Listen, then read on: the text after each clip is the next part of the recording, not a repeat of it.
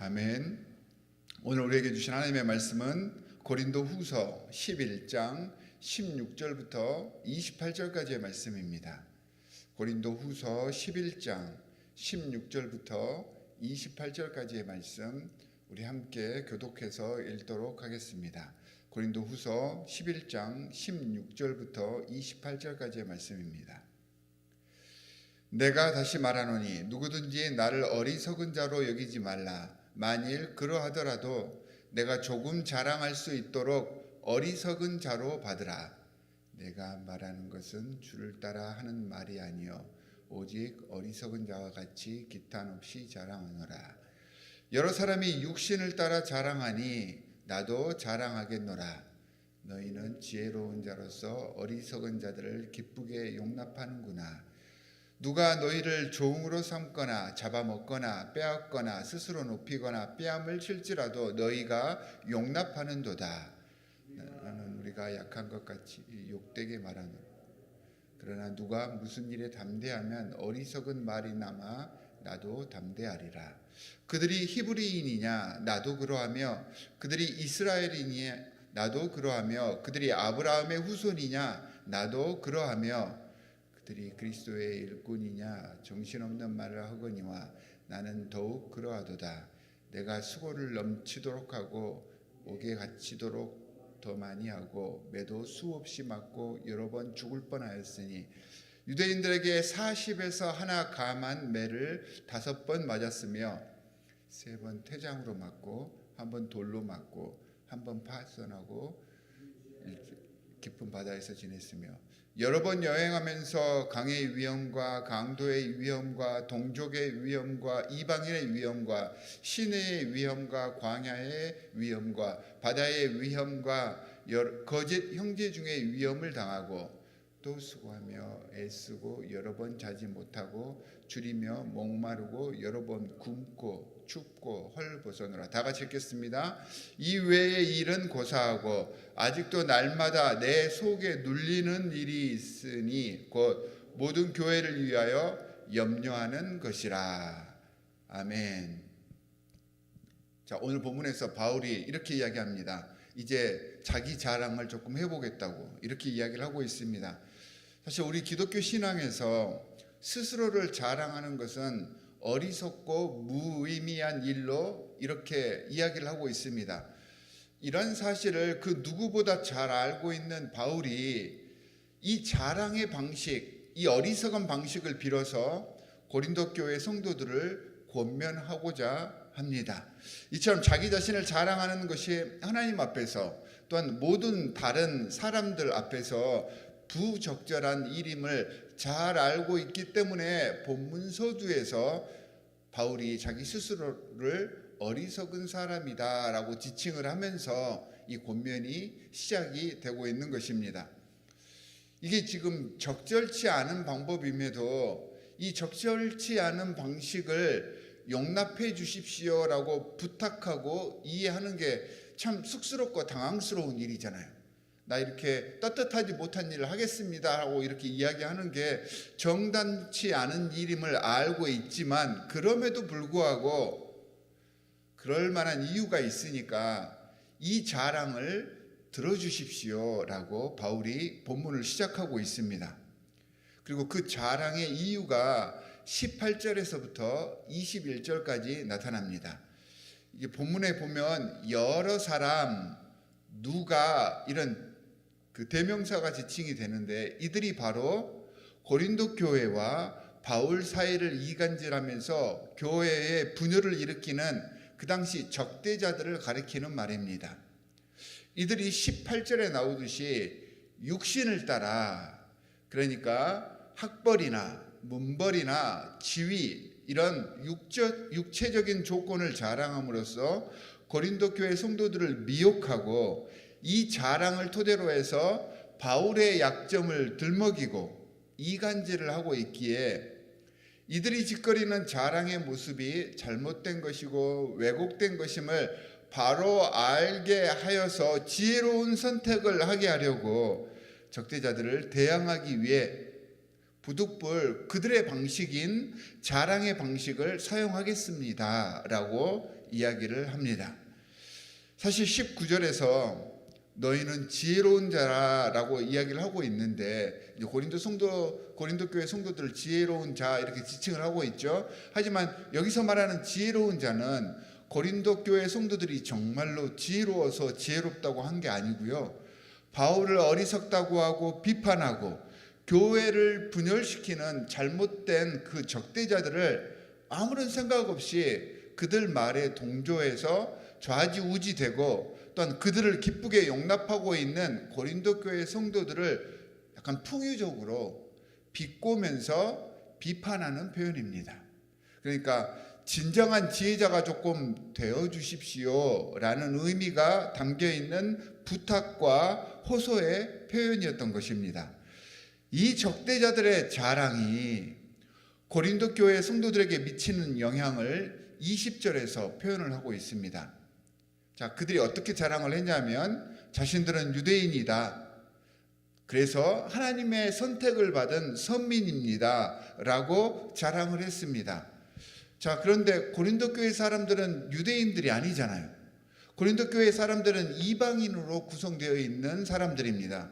그런데 이런 이방인 교회의 고린도 교회 성도들은 이러한 자랑을 들으면 자신들은 선민이 아니고 거기에 미치지 못할 뿐만 아니라 그렇기 때문에 덜 거룩하며 덜 중요한 사람들입니다 라고 하는 내용이 그 자랑거리 속에 담겨 있는데 이 비하의 내용을 이 성도들이 그대로 받아들이고 있다는 그런 의미입니다.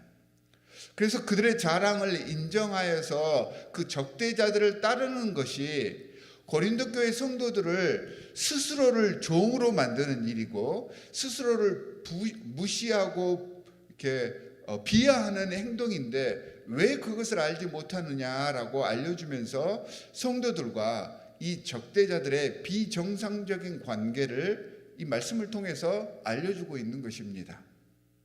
자, 22절부터 그러면서 자신의 입장을 피력합니다. 자신도 그들과 같은 아브라함의 후손이고 히브리인이다 라고 이야기를 합니다.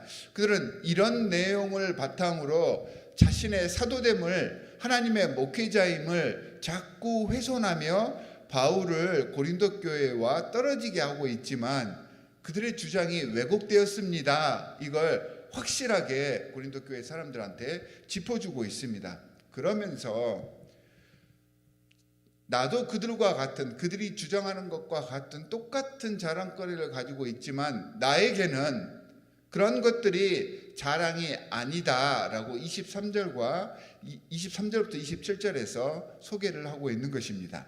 그러면서 자신의 진짜 자랑은 22절과 같은 육체적인 것들이 아니라 그 적대자들이 이야기하는 이런 것들이 아니라 그러한 신분을 갖고 그렇게 이 세상에 태어났지만 하나님의 사역을 위해서 고난당한 것, 이것이 자신의 자랑이다라고 말을 하고 있습니다.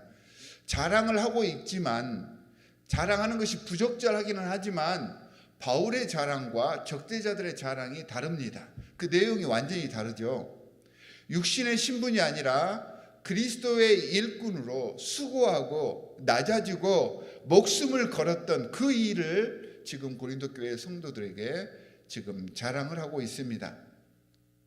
물론 이런 자랑조차도 결국은 자랑이기 때문에 하나님 앞에서 적절하지 않고 어리석은 사람으로 취급될 수가 있다는 염려가 바울 안에 있으면서도 바울이 자랑하려는 것은 분명하게 적대자들처럼 자신을 드러내거나 자신을 높이려고 하는 것이 아니었습니다.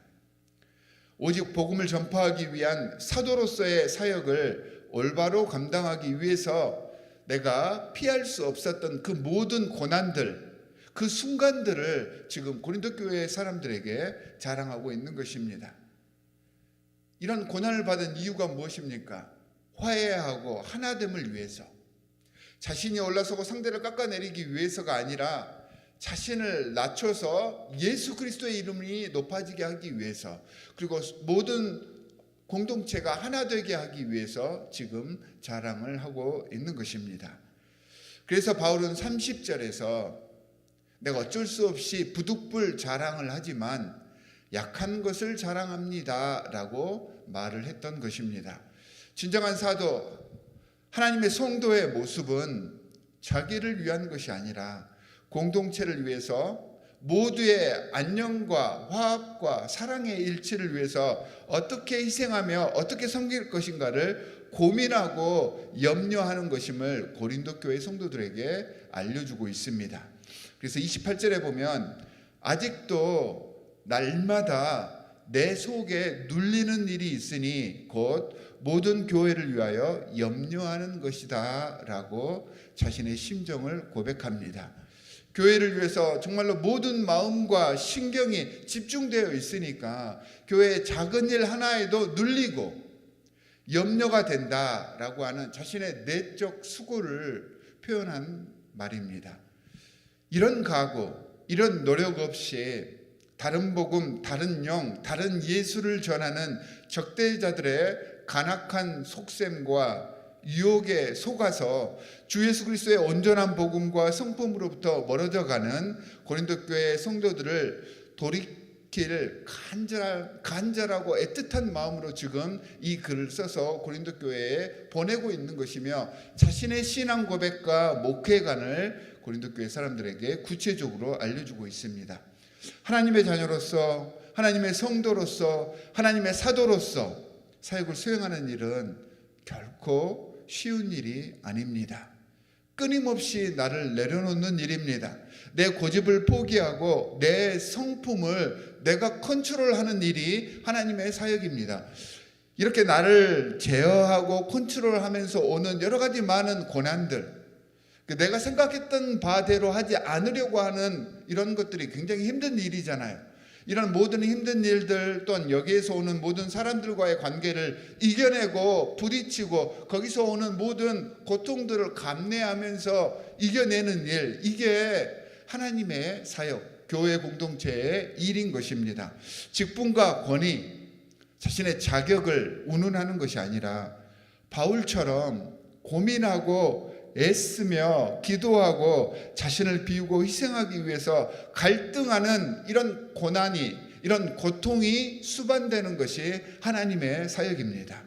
그리고 이게 참 성도의 삶을 살아가는 일임을 바울은 이 본문을 통해 고린도 교회 성도들과 현대 이 글을 읽고 있는 우리 모든 신앙인들에게 전하고 있습니다.